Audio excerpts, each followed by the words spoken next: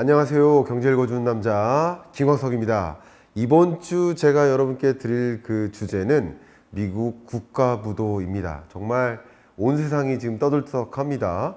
미국이라는 초강대국이 정말 국가부도, 채무 불이행, 디폴트 상황에 내몰릴 것인가. 아마도 많은 사람들이 국가부도 상황까지 가겠느냐 하는 생각들을 하고 계시긴 합니다. 그러나 국가부도 상황에 갈 수도 있지만 갈 수 없다라고 가정한다 하더라도 결국 다른 말로 부채 한도를 상향 조정함으로써 타결을 이룸으로써 국가부도 상황까지 내몰리지 않는다 하더라도 부채 한도를 상향하는 과정에서 상당한 부작용이 초래될 것이다 라고 볼 수 있겠는데, 실제 이 국가부도에 관한 또 부채 한도 조정에 관한 여러 가지 이야기들 여러분 궁금한 것들이 많이 있으실 텐데 제가 짧게 정리해 드릴 수 있도록 하겠습니다. 보시는 것처럼 미국이 정말 많은 재정을 지출하다가 재정 지출 너무 넘쳐나요. 수입은 별로 없는데 정부는 어떻게 운영됩니까? 세입과 세출로 이루어지는 거예요. 그게 재정정책이라고 볼 수 있겠어요.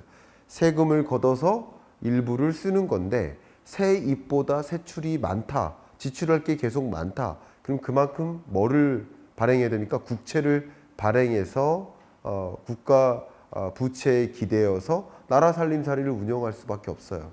근데 최근 2020년, 21년 코로나19 상황을 맞이하고 또 22년 유례없는 고물가 상황을 맞이하면서 여러 가지 재정 지출할 거리는 많은데 경기 침체 국면에서 세수는 별로 없어요. 그러니까 부채는 많이 늘어날 수밖에 없는데 그 부채의 한도, 기준선, 그것을 뛰어넘으면 결과적으로 미국 정부는 채무 불이행, 국가 부도 상황에 놓이게 될 수 있겠다라는 우려가 제기된 것이라고 볼 수 있겠습니다. 이런 우려가 앞에 있음에도 불구하고 국가 부도 안 올 거야, 뭐 괜찮을 거야 라고 하면서 여기 보시는 것처럼 더 이코노미스트 표지 보세요. 뭐라고 생각합니까? 굉장히 판타지하게 앞으로 뭐 대단한 위협 없을 거야. 좋은 일만 있을 거야. 더군다나 세계 경제가 상저하고로 2023년 상반기가 유독 안 좋고 하반기에는 좀 괜찮을 거야 라고 인식하는 경향이 좀 과도한 것이 아닌가 라고 생각하는 경향도 없지 않아 있어 보인다 라는 표현의 그림이라고 볼 수 있겠습니다. 결국 우리는 이 국가부도 상황이 어떤 정도인지, 국가부도 상황에 내몰리지 않는다 하더라도 어떤 시나리오가 전개될 것인지 그런 것들을 어느 정도 가늠해 보고 좀 생각해 볼 시점이 되지 않았을까, 바로 생각하면서 이야기 시작해 보도록 하겠습니다.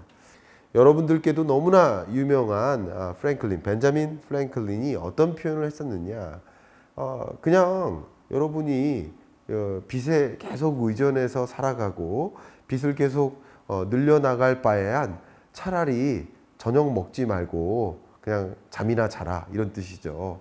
무슨 말이냐, 빚져가면서까지 저녁 먹을 바에는 저녁 굶고 잠을 자라 라는 표현이에요. 빚을 그냥 막대한 빚을 의존하는 것은 자기 경제, 국가 경제, 기업 경제 좋지 못하다라는 표현이라고 볼 수 있겠습니다. 또 역시 여러분 너무나 잘 아실 만한 알렉산더 해밀턴은 뭐라고 이야기했었느냐, 물론 위급 상황, 이머전시 상황에는 그래도 빚을 지는 거, 빚을 빌려서 어쨌든 국가 나라 살림살이를 운영하는 거 필요할지 모르겠다. 그거 의심의 여지 없이 필요한 거다.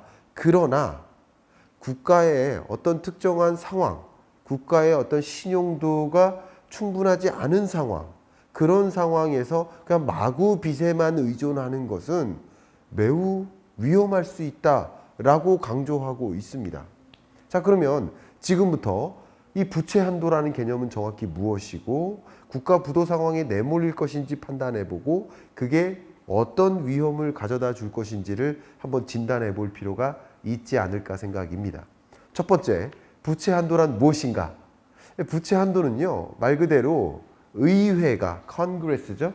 의회가 이 이상으로는 부채를 짊어질 수 없다라고 부채의 상한선, 그래서 실링이라고 표현하죠. 부채 한도의 상한선, 천장을 마련해놓은 거예요. 이 이상으로는 부채를 더 질 수 없다라고 의회가 결정하는 것입니다. 근데 의회의 결정해놓은 그 부채 상한선을 초과하면 결국 연방 정부는 결과적으로 이 부채를 한도를 넘어선 수준이니까 부채 한도를 넘어선, 다른 말로 채무 불이행, 국가 부도 위협에 놓이게 되는 것이라고 볼 수 있어요. 결과적으로 이 debt default, 이 부채 상한을 초과하는 국가 부도 상황에 놓이지 않으려면 뭐가 필요하다? ceiling, 부채 상한을 올릴 수밖에 없다. 상한을 올리지 않으면 우리는 국가 부도 위험에 처할 수밖에 없다. 이게 바로 부채 한도의 개념이라고 볼 수 있겠습니다. 조금 더 구체적으로 보도록 하겠습니다. 여기 보고 계시는 검정색 선 그래프, 이게 뭡니까? Public Debt Ceiling, 부채 한도의 개념이죠. 부채 한도를 계속 역대 어떤 정부를 막론하고 계속 어떻게 했습니까? 조정해 왔죠. 부채 상한을 조정하고 또 조정하고, 빚이 필요하면 또 빚을 지고, 상한을 올려놓은 다음에 또 많은 빚을 지고, 이렇게 부채 상한을 계속 조정해 오지 않았습니까?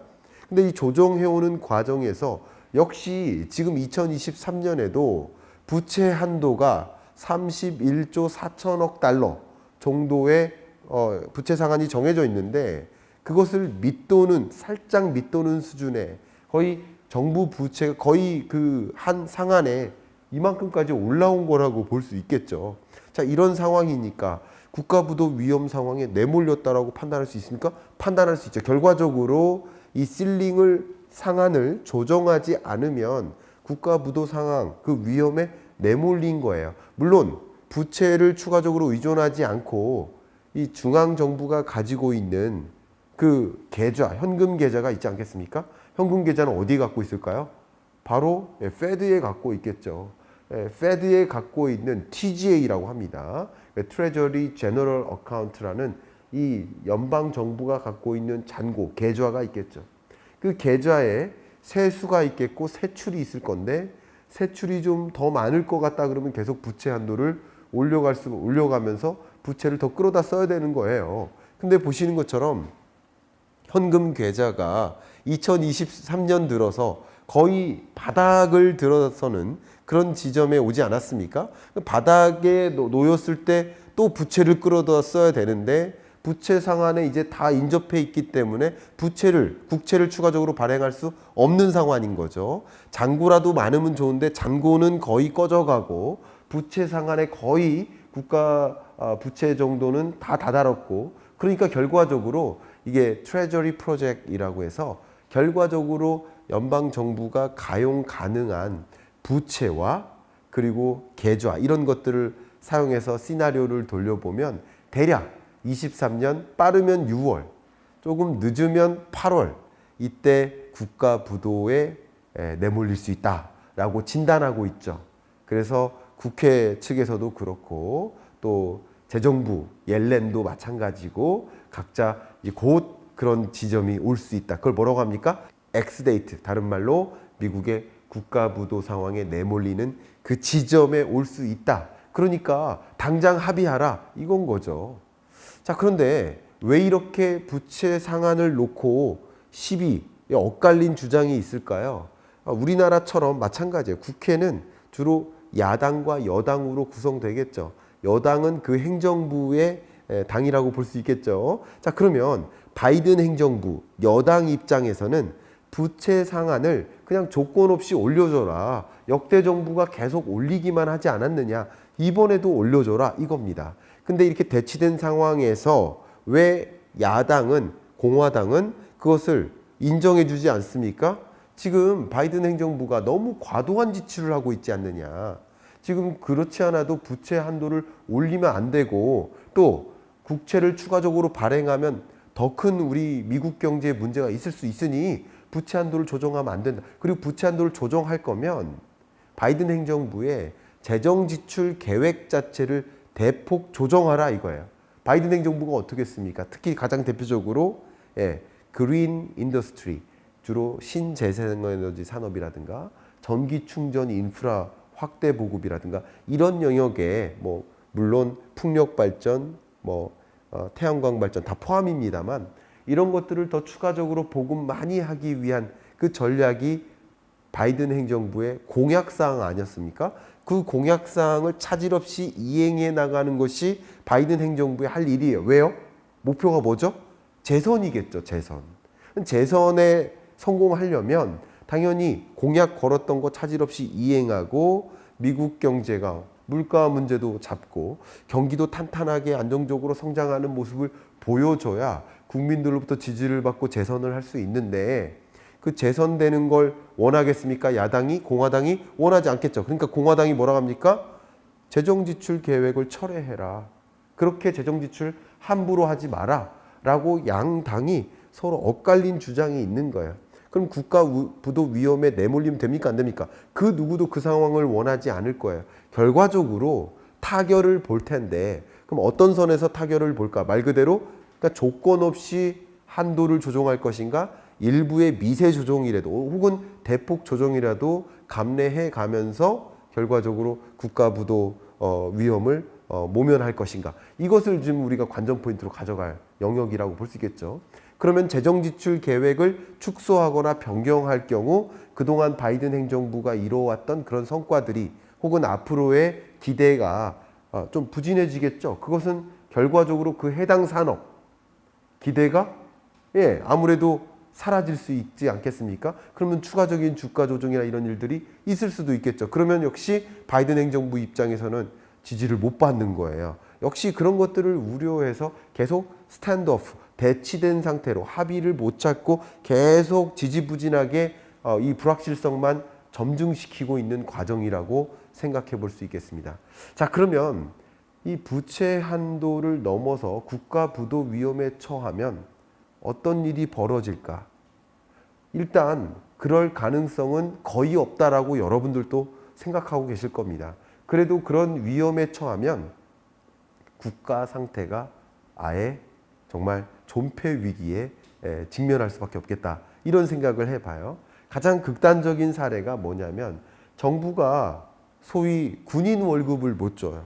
그럼 군인 월급을 못 주면 미국의 국방 상태가 무너지는 거죠. 우리나라처럼 그냥 당연히 의무 복역을 하는 것이 아니라 월급 주니까 일을 하는 것인데 월급 못 줄 것 같다라고 하면 군인들이 불안해서 떠나요. 다른 일자리를 찾아서 떠나요. 그럼 미국 국방 시스템 자체가 붕괴되겠죠.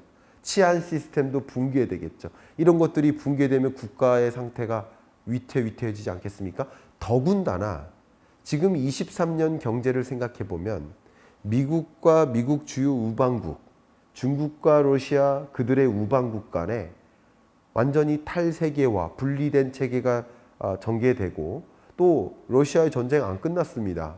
군사적인 격돌도 있을 수 있습니다. 그럼 미국의 이런 국방 상황이 안보 상황이 완전히 무너지게 되면 이들 국가들의 공격이 있을 수도 있는 거예요. 그게 없을 거라고 단정질 수 없어. 이런 것들이 미국의 어떤 존폐 위기를 갈라놓는 그런 상황이 될 수 있기 때문에 아무래도 극적인 타결이 있을 수 있지 않겠느냐 하는 기대를 할 것입니다. 실제 2011년 오바마 행정부 때도 마찬가지로 이 부채 한도 위기에 직면한 적이 있었어요.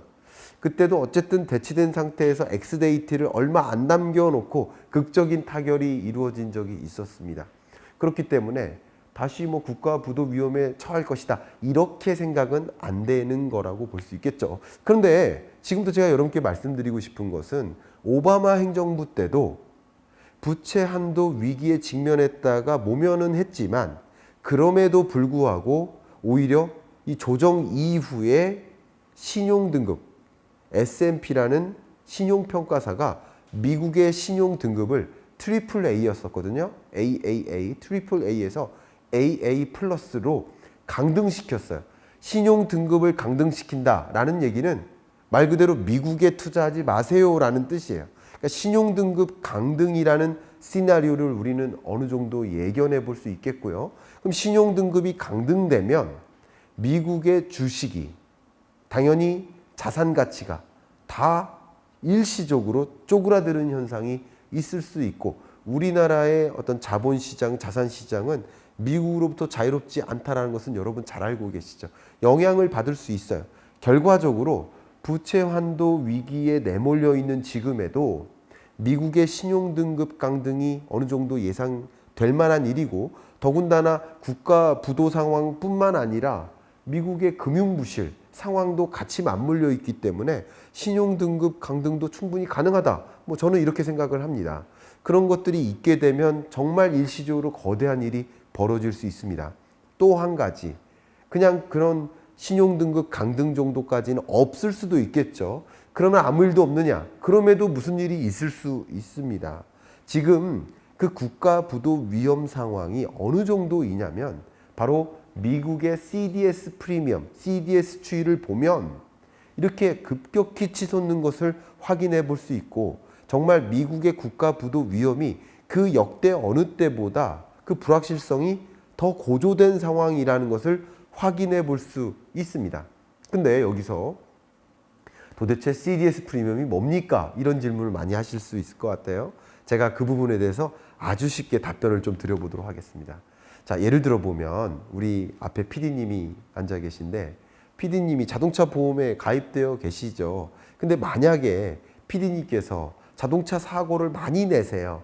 그래서 냈던 그 보험료보다 타가는 보험금이 훨씬 많아요. 3배, 4배 계속 늘어나요. 그리고 작년에도 그랬고 올해도 그렇고 내년에도 계속 사고가 늘어납니다. 만약에 그렇게 가정해 볼게요.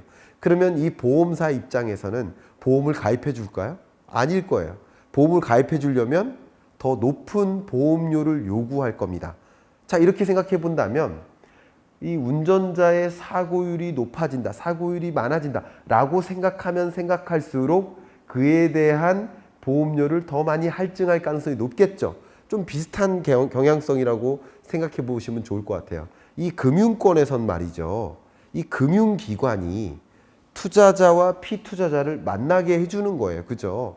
근데 이 투자자는 피투자자한테 사실 이 피투자자가 투자 해도 될 만한 그런 경제 주체인지 판단이 안 살 수 있는데 누가 보증을 서주는 꼴인 거예요. 금융기관이 보증을 서주는 거예요. 자, 마음 놓고 대출해줘라. 마음 놓고 저축해줘라. 내가 여기에 투자를 하거나 대출을 해줄 때 위험 없다. 대신 우리 금융기관이 중개자로서 이 모든 부도 위험을 내가 감당하겠다. 라는 게 결국 CDS 프리미엄인데, 대신 이 금융기관이 위험을 감당했기 때문에 뭐를 요구합니까? 그렇죠. 수수료를 요구하겠죠. 마치 보험료인 근데 만약에 이 피투자자가 투자 적격하지 않고 위험도 상당히 높고 또 예를 들어서 부도 위험도 커요. 그러면 그럴수록, 그런 위험이 커지면 커질수록 이 금융기관이 받고자 하는 그 프리미엄, 수수료는 커질 수밖에 없겠죠. 자동차 보험료랑 비슷한 개념인 거예요. 그렇게 국가 부도 위험이 커진다라는 것을 확실히 보여주는 지표, 미국 CDS 프리미엄을 보면 지금 현재의 불확실성이 정말 간단한 수준이 아니다라는 것을 생각해 볼 수 있겠는데, 물론 신용등급 강등이 있게 된다면 그것조차가 말 그대로 국가부도 위험 상황에 놓이지 않는다 하더라도 그것조차가 상당한 거시경제나 자본시장, 자산시장에 영향을 주겠지만 강등이 없다 하더라도 문제가 될 수 있습니다. 그것을 이름하여 구축효과라고 합니다. 제가 이번에 발간한 책에도 이 구축효과의 개념이 나오는데요. 잠깐 설명드려 보면 이렇게 씁니다. 일반적으로 나라가 혹은 정부가 적극적으로 재정 지출을 늘리는 것은 말 그대로 민간의 경제 주체, 가게나 기업이 더 경제 여건이 괜찮아지도록 하는 목적이지 않겠습니까? 근데 너무 과도한 빚을 의존하려고 한다면, 특히 부채 한도를 올리면 추가적으로 국채를 발행한다는 뜻이죠. 국채를 발행해서 자금을 마련한다. 이게 국가 부채 아니겠습니까? 부채를 떠안는다. 부채를 떠안기 위해서 국채를 추가적으로 많이 발행한다. 이런 뜻 아니겠습니까? 그럼 추가적으로 국채를 많이 발행하면 국채 금리가 올라갈 수밖에 없어요. 다른 말로 국채 가격이 땅바닥으로 떨어질 수밖에 없어요. 그럼 땅바닥으로 떨어지는 과정에서 실물 경제 관점에서는 다른 민간 기업들도 회사채를 발행해서 자금 마련을 해야 되는데 마치 우리나라처럼 한전채를 많이 발행하면 많은 민간 기업들이 채권을 발행했을 때, 회사채를 발행했을 때 누가 회사채를 삽니까? 그죠? 한전채를 사죠. 물론 한전채는 제가 말씀드린 국채의 성격은 다르죠. 공공채 성격이죠. 근데 국채가 많이 발행되면 발행될수록 상대적으로 돈이 더 많아지는 게 아니기 때문에 상대적으로 회사채보다는 국채에 투자할 가능성이 높겠고, 그러면 그럴수록 기업들은 자금 마련이 더 어려워지는 거예요. 그럼 자금 마련이 어려워지면 자연스럽게 신규 투자를 못하고, 신규 투자를 못하니 고용이 그제서 침체되는 것이고, 고용이 침체되면 말 그대로 소득 수준이 전반적으로 떨어질 테니까 소비가 또 위축되고 악순환 경제가 올 수 있어요. 정작 정부가 나라 살림살이를 거들기 위해서 국가 부채를 더 늘리는 행위라고 볼 수 있겠지만 그게 오히려 민간 경제에 부작용을 줄 수 있다. 그게 뭡니까? 바로 구축 효과의 개념이라고 볼 수 있겠습니다. 결국 이런 구축 효과가 발생할 수 있기 때문에 아무래도 세계 경제 혹은 미국 경제 또 한국 경제도 마찬가지 추가적인 조정이 있을 수 있다. 상저, 하저가 될 수 있다라는 위협의 조건이 형성되는 것이 아닌가 하는 걱정이 드는 대목이라고 볼 수 있겠습니다. 물론 투자 관점에서는 자, 이렇게 국채 금리가 치솟고 또 국채 가격이 떨어질 거라고 생각해 본다면 국채 투자해도 괜찮겠구나. 채권 투자해도 괜찮겠구나 하는 투자 관점에서의 관전 포인트도 분명히 있겠죠. 그러나 전반적으로 우리가 생각했던 그 실물 경제의 흐름은 종전에 생각했던 것보다 더 어려운 국면으로 놓이게 될 수 있겠다. 이 국가 부도 상황, 부도에 처하지 않는다 하더라도 그 나머지 시나리오도 그렇게 호락호락하지만은 않겠구나 생각해 볼 수 있는 기회가 되길 바라면서 이번 주 경제 읽어주는 남자 마무리하겠습니다.